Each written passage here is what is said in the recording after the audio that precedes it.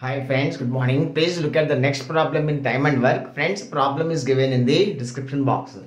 See friends, 16 men can complete the work in 12 days, whereas 24 children can complete the work, same work in 18 days.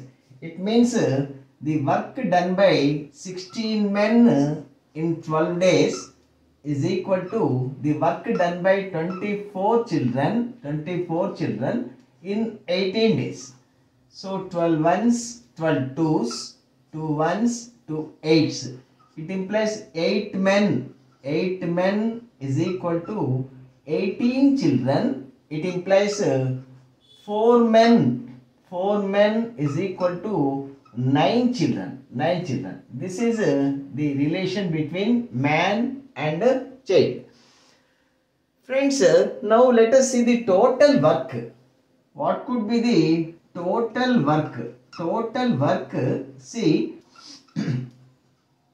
24 children can complete the work in 18 days. That means the total work 24 into 18, that is equal to 18 fours 72, 18 twos 36 plus 7 43, 432 child days. 432 child days work is their total work, of which friends 12 men and 8 children worked for 8 days. 12 men and 8 children worked for 8 days. Friends, 12 men plus 8 children means 4 men is equal to 9 children. 12 men is equal to 3 nines, 27 children plus 8 children, that is equal to 35 children. 35 children worked for 8 days. This is equal to 8. 35, so 280.